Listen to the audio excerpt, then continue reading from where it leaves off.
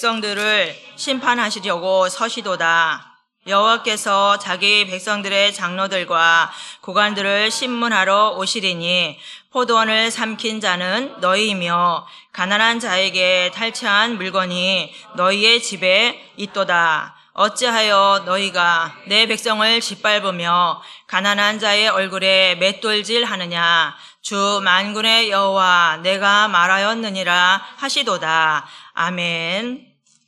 지난주에는 3장 1절에서 12절 말씀을 드렸는데 여러분 기억나세요? 지난주에 말씀하신 거. 우리가 하나님을 의지해야 되는데 이들이 의지할 것을 하나님 대신에 다른 걸로 바꿔버렸죠. 의지할 대상을 바꾼 것이 무엇이냐? 오로지 이 백성들은, 하나님의 백성들은 하나님을 의지해야 됨에도 불구하고 첫째로 경제력을 의지했고 물, 양식 이런 것들을 의지했다 그랬죠. 두 번째로는 또 무엇을 의지했을까요? 군사력을 의지했습니다. 싸움은 하나님, 모든 전쟁은 하나님께서 하시는데 이들이 하나님을 의지하지 않냐고 군사력을 의지했다는 것이죠. 세 번째로는 정치 지도자들을 의지하고 네 번째로는 종교 지도자들을 의지했어요. 그래서 하나님께서 너희가 그렇게 의지하는 것들을 내가 다 제하여 버리리라, 다 없애버리겠다고 심판을 하시는 거죠. 이것은 나라적으로 이 예루살렘을 이제 심판하시는데 먼저 나라의 상황들을 말씀하시면서 너희들이 이렇게 나를 의지함에도 불구하고 이런 것들을 의지하는데 내가 이것을 제하여 버리고 심판할 거라고 말씀하십니다. 그래서 결국은 이것을 심판할 때는 어떤 상황이 오느냐면은 나라가 혼란스럽고 어지럽고 질서가 없고 어떤 자들이 나라를 다스려요? 경험도 없고 또 정치라는 걸 해보지도 않았는데 어린아이가, 그죠? 어떻게 보면 철부지를 말하는 거죠. 철부지들이 정치를 하고 나라를 다스리고 이러한 자들이 나라를 다스린다면 어떻게 되겠습니까? 나라가 너무 혼란에 빠지고 어려움에 빠지겠죠. 그러면서 하나님께서 이제 오늘의 주 말씀은 그러한 자들이 내 백성을 내가 맡겨놨단 말이죠. 하나님께서는 우리를 포도원이라고 표현을 해요. 그 주인은 하나님이시잖아요.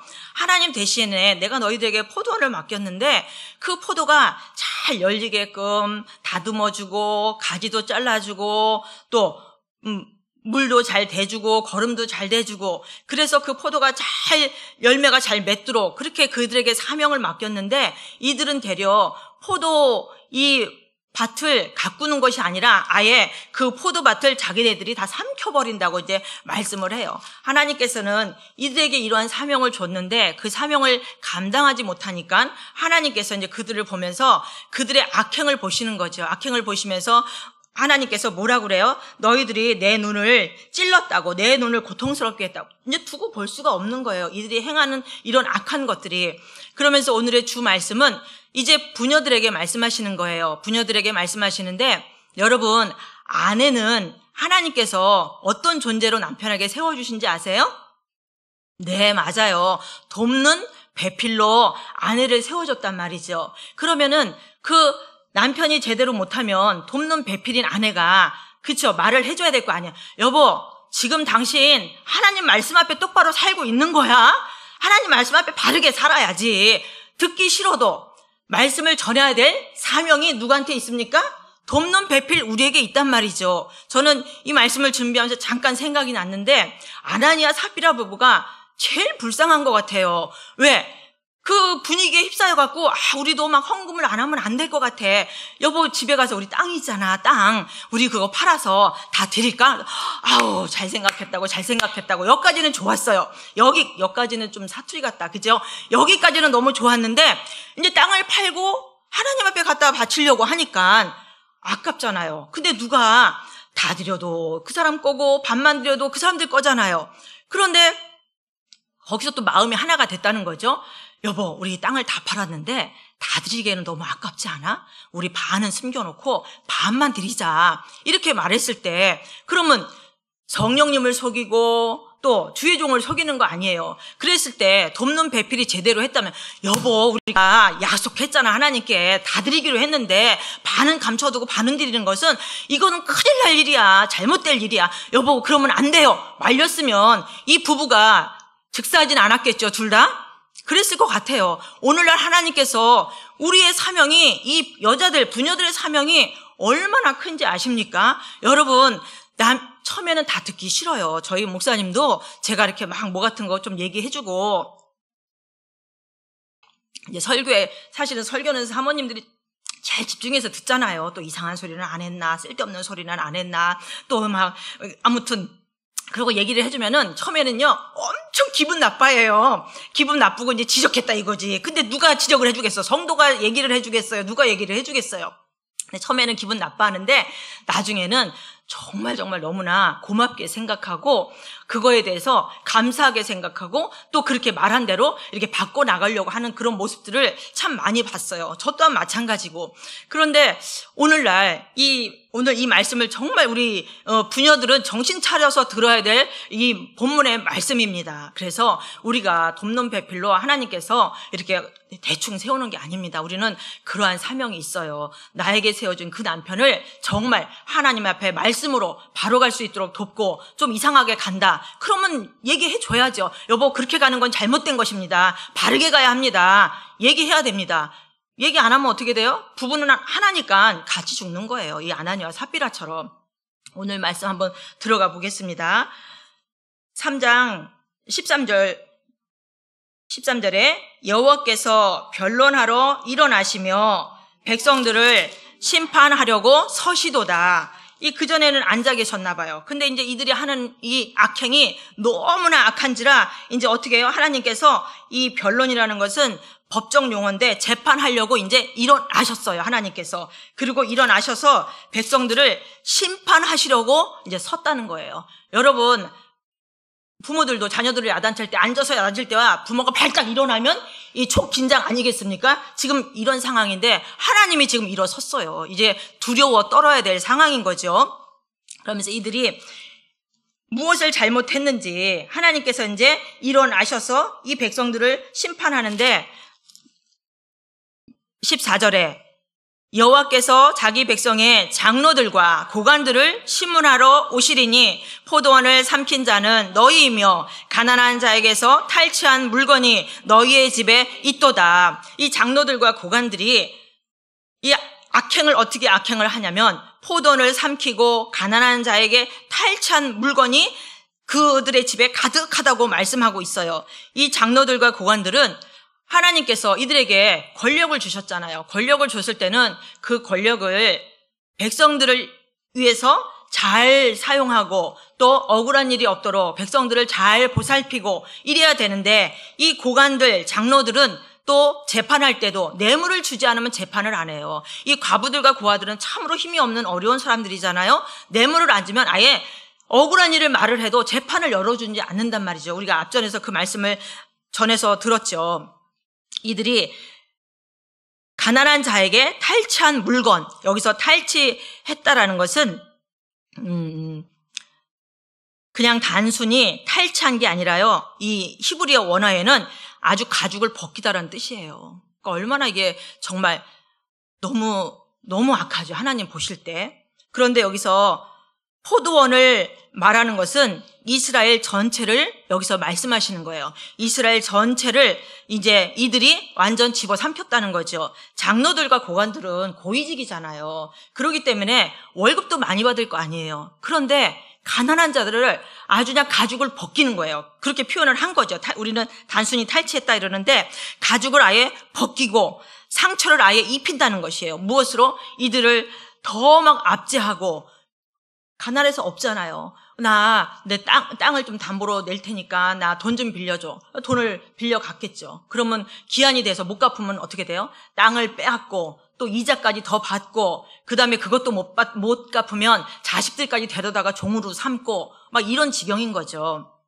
그러면서 여기서 그들이 빼앗은 물건이 너희 집에 가득하다. 그러니까 권력을 줬지만 권력을 완전 악한 대로 남용을 하는 것입니다. 15절에 하나님께서 그래요. 어찌하여 너희가 내 백성을 짓밟으며 가난한 자의 얼굴에 맷돌질 하느냐. 주 만군의 여호와 내가 말하였느니라 하시도다. 얼굴을 어떻게 했대요?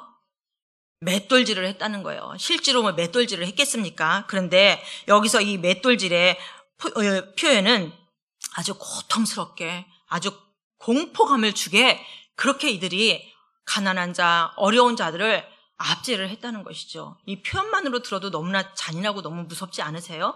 이 이스라엘 백성들을 잘 다스리라고 이 권력을 주었건만 이 권력을 이용하여서 더 가난한 자들의 것을 탈취하고 더 가난한 자들 것을 막 못 배워서 안다는 거죠. 막 그렇게 이제 착취를 하면서 그 자기 집안에 가득 쌓아놨다고 말씀하고 계시죠. 그러면서 이제 말씀하시는 것입니다. 16절에 여호와께서 또 말씀하시되 시온의 딸들이 교만하여 느린 목 정을 통하는 눈으로 다니며 아기작거려 걸으며 발로는 쟁쟁한 소리를 낸다 하시도다. 시온의 딸, 이 누구를 말씀하냐면 이 고관들의 부녀자들을 말하는 거예요. 장로들의 부인, 고관들의 부인들을 말하는데 이들이 어떻게 해요? 목을 느린대요. 목을 이렇게 늘리면은 뭐야? 그래, 나 고관 아내야. 이러고 이제 뻐기며 다니는 거 있죠? 교만한, 그렇게 모습으로. 그죠? 목을 늘 때는 교만한 거 아니겠습니까? 이게 표현을 해요. 그 다음에 정을 통하는 눈으로 다니며 이래요. 정을 통하는 눈이 뭘까요? 지금 뭐 옛날에는 뭐 이렇게 눈썹을 붙이는 게 뭐 눈썹이 긴 눈썹이 없지만 지금은 막 빗자루 같이 긴 눈썹을 막 이렇게 붙이면서 그죠? 얼마나 어느 때 보면요 정말 빗자루 같아요. 막 빗자루 같이 너무 긴 눈썹을 막 이렇게 붙이고 다니면서 정을 통하는 눈. 이 고관 부인들이 목을 길게 늘리면서 눈을 이렇게 뜨면서 여기서 뭐라고 하냐면 정을 통하는 눈을 말하는데 여러분 정을 통하는 눈이 뭘까요? 이러고 다니다가 이제 마음에 맞는 남자가 있어. 그러면 어떻게 할까, 여러분? 네? 뭘로 유혹해요?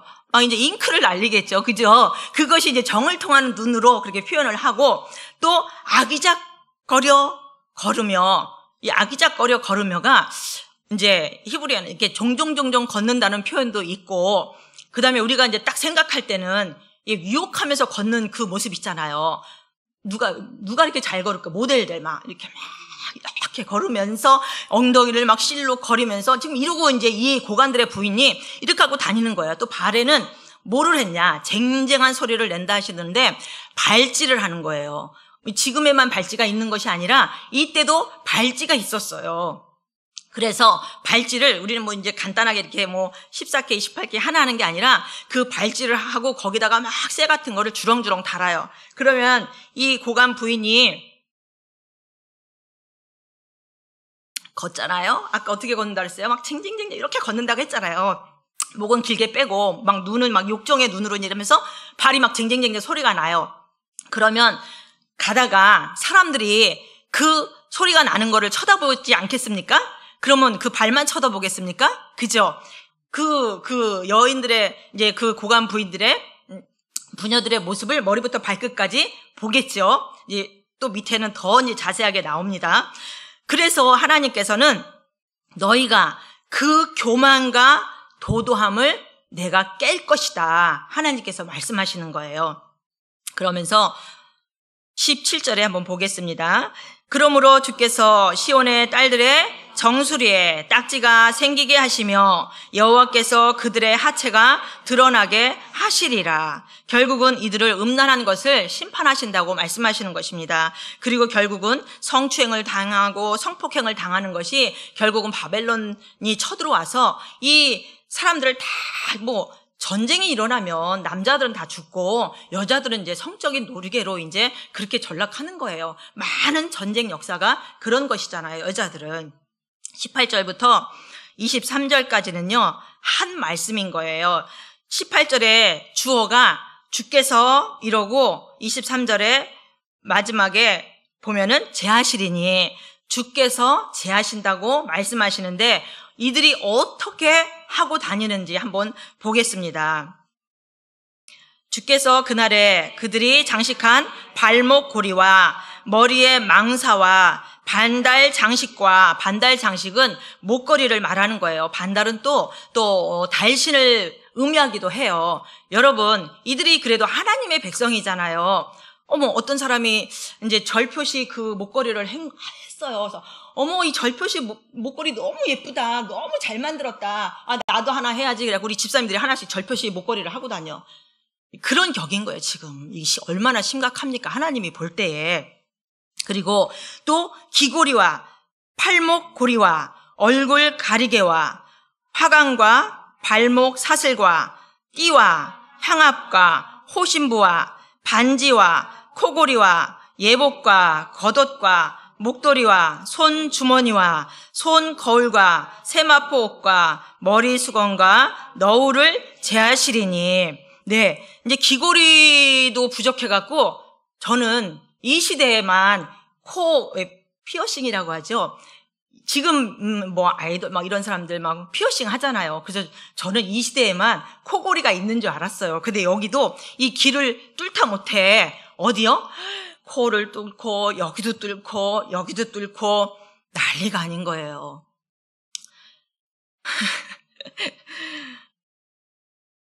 그리고 얼굴 가리개와 얼굴 가리개. 그러니까는 이제 모자를 쓰면 이렇게 너울 같은 거, 이렇게 망사 같은 거 이렇게 쓰잖아요. 그러면 좀 약간 어떻게 보여요? 좀 약간 신비스럽기도 하잖아요. 뭐 거들떠보면 별것도 없지만. 네네, 예. 그렇게.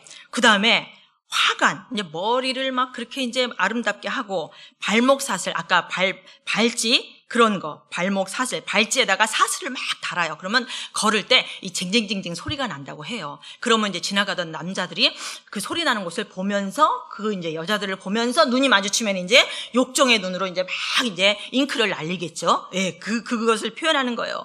그리고 띠는 뭐냐면 또 이 시대에도 그런 게 있었어요. 막 왜 우리 고대 영화 보면 허리띠 조르려고 막 이렇게 막 조이는 거 있잖아요. 네네, 그런 거를 말한다고 해요. 띠와 향압은 향수를 말하는 거예요. 향수. 그러니까 이게 다 고가품인 거예요. 그러니까 남편들이 그렇게 장로나 이 고관들이 가난한 자들을 다 압제한 것을 집에 싸놨는데 이 여인들은 그거를 갖다가 이제 이렇게 이제 사치를 하는 것이죠. 호신부는 부적인데 우리가 생각한 부적 그러면 어때요? 그냥 종이로 생각하는 부적 같은 생각이 드는데 이때의 부적은 막 뭐 동으로도, 철동으로도 막 이렇게 만들어서 목걸이도 하고 막 모두 하고 부적으로 이제 아니면 아까 반달 그 목걸이 그런 것처럼 그게 다 부적 같은 의미인 거죠. 반지와 또 코고리와 22절 예복은 아주 이제 좀 허화스러운 옷을 여기서 얘기를 하는 거예요. 겉옷과 목도리와 손주머니와, 이 손주머니는 백을 말하는 겁니다. 가죽백 하나 막 2천만 원짜리. 네, 오늘도 이제 여기에 적용되는 거죠. 가죽백 하나에 2천만 원짜리 하나씩 들고 다니는 거예요. 네.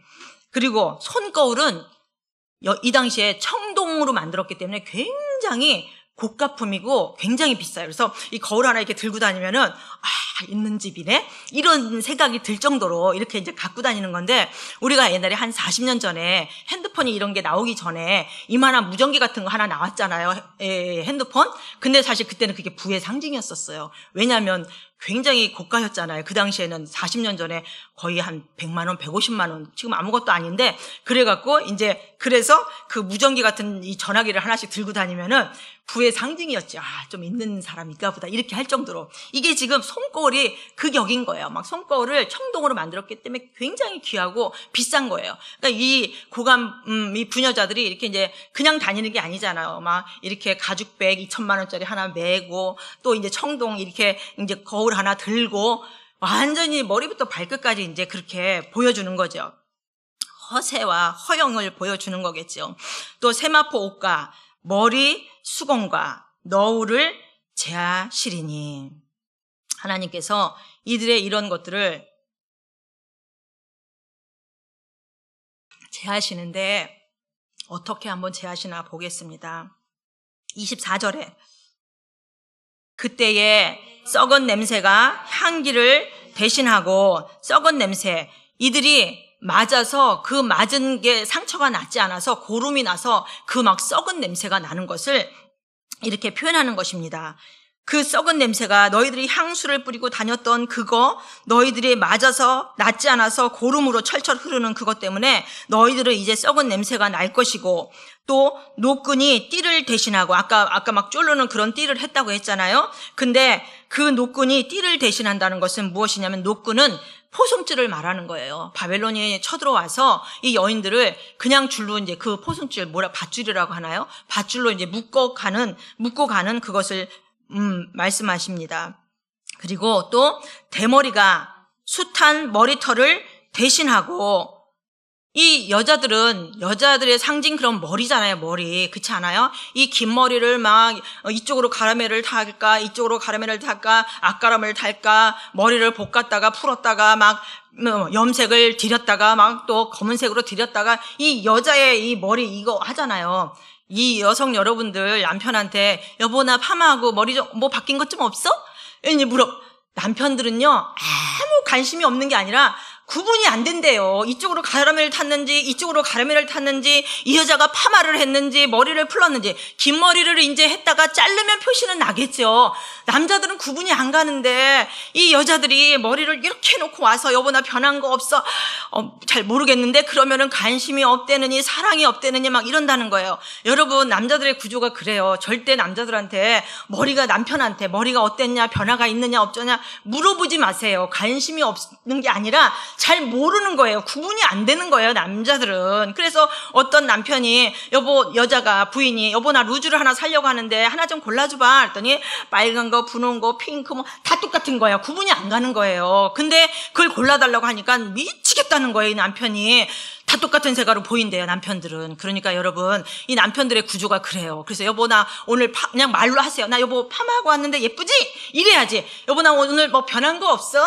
이러면 모른다는 거예요. 그래서 막 상처받고 이러지 마시고. 네. 그런데 이 여자의 상징인 이 머리를 어떻게 한대요? 대머리를 만든다요, 대머리를.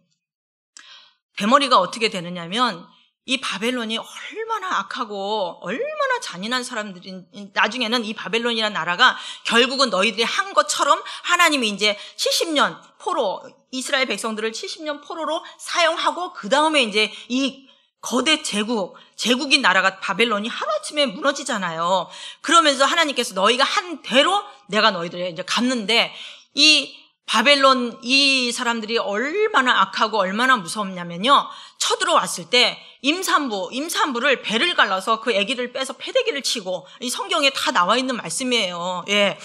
이렇게 잔인해요. 그리고 지금 이 여자들이 그 머리에다가 막 그 망사를 두르고 막 머리에 화관을 쓰고 이랬는데, 하나님께서 그 머리털 대신에 대머리를 만든다는 것은 포로로 끌려갈 때에 모욕감을 주기 위해서 머리를 다 밀어버리는 거예요. 예. 얼마나 여자가 머리가 밀린다는 것은 비참한 건데, 이들이 그렇게 머리를 다 싹 밀어버리고 그러고 포로로 포승줄로 끌고 그렇게 가기도 합니다. 그러니까 하나님께서 지금 이사야를 통해서 너희들 이렇게 살면은, 지금 이게 이사야가 700년 시대 사람 아닙니까? 근데 유다가 586년에 망했잖아요. 불과 100 몇 년 후에는 이게 일어날 일인데 하나님 말씀을 아예 듣지도 않는 거예요. 그러면서 너희들이 이렇게 이사야가 하나님의 환상을 보고 예언을 했지만 들은 척을 안 하니 어떻게 하겠습니까? 그러면서 또 굵은 베옷이 화려한 옷을 대신하고 수치스러운 흔적이 아름다움을 대신할 것이며, 수치스러운 흔적이 아름다움을 대신할, 이거는 무엇을 말하느냐면요, 이들이 그렇게 머리부터 발끝까지 꾸미고 그렇게 호화롭게 그렇게 사치스럽게 허영을 가지고 그렇게 했지만, 결국은 그것들을 하나님이 제하실 때는 너희들의 그 모습에, 그 아름다운 모습 대신에 수치스러운 흔적은 뭐냐면, 이 바벨론이 쳐들어오잖아요. 그러면 바벨론이 쳐들어와서 내가 먼저 잡은 이 여자는 불도장을 찍는 거예요. 내 거라고. 얼마나, 왜 우리도 그런 역사가 있더라고요. 노예들을 그렇게 불도장을 찍던지, 노예가 도망갔을 때 또 이제 이마에다 찍든지 얼굴에다 찍든지 그러는 것을 옛날에 추노라는 그 드라마를 통해서 이제 본 기억이 나서 너무 잔인하다. 어떻게 저럴 수 있을까 그랬는데, 여기도 역시나 이 바벨론들이, 이 군인들이 쳐들어와서 이 예루살렘 백성들을, 여자들을 잡아갈 때 내가 먼저 잡은 여자라고 불을 지져서, 우리 왜 오케이 목장, 그죠? 말들, 내 말이다 해갖고 오케이 해갖고 오케이 엉덩이다 막 불도장 찍잖아요. 근데 사람에게 이렇게 찍었다는 거예요. 너희들이 그렇게 아름답게 꾸며봤지만 그 바벨론이 쳐들어와서 너희들의 그 아름다움이 얼굴에 찍던지 이마에 찍던지 그렇게 불도장을 찍어서 수치스러움으로 그렇게 너희들은 될 것이다. 이렇게 말씀을 하십니다. 결국은 25절에 너희의 장정은 칼에, 너희의 용사는 전란에 망할 것이며, 다 전쟁에서 전쟁할 만한 사람들은 다 나가서 전쟁을 하는데 어떻게 돼요? 다 칼에 다 죽고 다 망할 것이라고 말하십니다. 결국은 이 유다 예루살렘의 남자의 씨가 다 말라버리는 그런 현상이 오는 것이죠. 26절 말씀에 그 성문은 슬퍼하며 곡할 것이요 시온은 항폐하여 땅에 앉으리라. 결국은 그들의 그 화로웠던 생활, 이런 것들이 전쟁으로 인하여서 가장 비천한 자리로 내려감을 말씀하고 계십니다. 4장 1절에 한번 보겠습니다.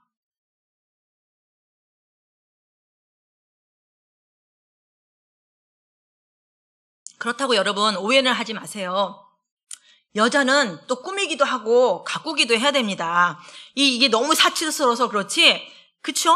우리 하나님의 자녀들이 누구보다 얼굴이 반짝반짝 해야 되고 빛나야 되고, 그 전에 누가 그러더라고요. 이 사모님들이 못 먹은 것 같아갖고 그냥 피죽도 못 먹은 것처럼 그냥 핏기도 없고 막 이러니까 오일이라도 바르고 오라고 막 오일이라도 발라서 반짝반짝하게 하고 오라고 막 그렇게 이제 말씀을 하시더라고요. 맞아요. 하나님의 백성들이 반짝반짝 예쁘고 옷도 잘 입고 또 꾸미기도 하고 가꾸기도 해야 돼요. 그런데 이 여인은처럼 내면은 상관없이 겉만 이렇게 화려하게 하지 말라는 그런 의미가 있는 것입니다. 그래서 결국은 이들이 4장 1절에 그날에 여호와의 심판날에 7 여자가 한 남자를 붙잡고 말하기를 우리가 우리 떡을 먹으며 우리 옷을 입으리니 다만 당신의 이름으로 우리를 부르게 하여 우리가 수치를 면하게 하리라. 이것은 이렇게 읽으면 또 잘 이해가 안 가잖아요. 이제 남자들이 다 씨가 말랐어요. 다 전쟁에 나가서 장정들이, 남편들이 다 죽은 거예요. 그러니까 이 시대는 남편이 없고 자식이 없으면 가장 수치스러운 여인으로 이제 취급을 받게 되죠. 그러니까는 지금 한 남자의 여자가 몇 명이 붙었대요? 7 여자가. 근데 이 장정은 왜 남아 있을까요? 별로 시원찮은 사람인 거예요. 왜냐하면 싸움할 사람들은 다 전쟁에 나가서 다 죽었어요. 근데 지금 성 안에 이 남자 하나가 있어요. 그러니까 다리가 하나 없어서 전쟁을 하러 못 갔던지, 몸이 아파서 전쟁을 하러 못 갔던지, 이런 남자예요. 근데 이런 남자를 붙들고 여자 7명이 제발, 여기서 그러잖아요. 우리가 떡을 먹으며 우리 옷을 입으리니, 여기 이 시대, 우리 이제 이 구약 시대에도 첩도 당연히 먹여 살릴 의무가 있는 거예요. 그런데 이 여자들이 얼마나 갈급하고 얼마나 이 처지가 이러냐면 7 여자가 붙어서 한 남자에게 제발 먹고 사는 건 우리가 알아서 할 테니까 내 호적에, 당신 호적에 내가 아내로만 올려있게 해달라고, 법적으로 올려있게 해달라고, 당신의 씨를 받아서 내가 자녀를 좀 낳을 수 있게 해달라고, 이렇게 비참하게 사정하고 이렇게 남자도 별로 시원찮은 남자 같은데 그 남자를 붙들고 7 여자가 막 사정 빌고 있는 거예요. 이 모습이 얼마나 비참한 모습으로 지금 가장 낮은 자리로 떨어져 있는 것이죠. 말씀이 4장 1절로 마치는데 이 말씀 강대건 선생님 이 베드로전서 3장 3절에서 6절 이 말씀 좀 띄워주시겠습니까? 네, 우리 이거 같이 한번 읽어볼게요. 여인들은 무엇으로, 하나님께서는 우리가 하나님의 자녀, 하나님의 백성, 하나님의 돕는 배필로 삼았는데 우리를, 그럼 무엇으로 우리는 어떻게 해야 되는지 베드로 사도가 참 잘 말씀을 해줬어요. 한번 다 같이 읽어보겠습니다. 너희의 단장은 머리를 꾸미고 금을 차고 아름다운 옷을 입는 외모로 하지 말고 오직 마음에 숨은 사람을 온유하고 안정한 심령에 썩지 아니할 것으로 하라. 이는 하나님 앞에 값진 것이니라. 전에 하나님께 소망을 두었던 거룩한 부녀들도 이와 같이 자기 남편에게 순종함으로 자기를 단장하였나니 사라가 아브라함을 주라 칭하여 순종한 것 같이 너희는 선을 행하고 아무 두려운 일에도 놀라지 아니하면 그의 딸이 된 것이니라. 아멘. 하나님께서는 우리의 이 외모를 치장하기보다 무엇을 더 내면에 있는 것을 더 채우시라는 거죠. 하나님의 말씀으로, 기도로, 찬양으로, 또 섬김으로, 또 너희들의 온유함으로 그것을 우리의 내면을 가득 채워야 됨에도 불구하고 이 이스라엘 하나님께서 택하신 이 여인들은 이렇게 겉모습을 치장하고 자기의 욕정 따라갔는데 하나님께서 그 모습을 이 말씀을 통하여서 내가 다 제거해버리신다고 말씀을 하잖아요. 여기서 이 부녀들 또한 이스라엘이라는 나라는요, 그러니까 나라 자체가 교회인 것입니다. 하나님께서 이스라엘이라는 나라를 택해서 교회, 그러니까 나라 자체가 교회라는 것이죠. 그러면 이 이스라엘 백성들이 이스라엘 나라가 해야 될 것은 내가 너희를 풍성하게 부어줬는데 그것을 통하여서 그 물질로 풍성함으로 또 이 세계 전 세계 모든 나라가 다 하나님 것인데 너희들을 선택해서 너희들에게 복 주고 이렇게 풍성케 한 것은 이것을 통하여서 이방 나라에게 그들에게 흘려보내서 하나님의 됨을 알고 그들이 복받는 자리로 돌아올 수 있도록 그것이 이들의 사명이란 말이죠. 오늘날 우리는 교회도 교회이지만 각 사람이 교회라고 말씀하고 계시잖아요. 우리 각자가 교회라는 것이죠. 하나님께서는 이 교회에게 우리에게 사명을 줬단 말이죠. 내가 너희들을 먼저 불렀고 부른 이유는 뭐냐? 아직도 믿지 않는 열방의 백성들을 통하여서 너희들을 통하여서 그들을 복받는 자리로 열방의 자리로 이끌기를 원하시는 것이 이 마지막 때에 우리가 가져야 될 사명임에도 불구하고 이것을 잊어버리면 교회도 심판받을 뿐만 아니라 교회인 우리 각 개인도 하나님의 심판이 이들과 같이 올 것이라는 것이죠. 너희들이 깨달아 알라 말씀하십니다. 우리가 여기서 예루살렘이 자랑하는 이 아름다움은 타락한 아름다움을 말하는 거죠. 이들이 타락했기에 세상 것들로 다 머리부터 발끝까지 치장하는 모습을 봤습니다. 그러면 오늘날 교회가 세상을 향해서 우리가 제시해야 될 이 아름다움이 과연 무엇일까요? 한번 생각해 봅시다.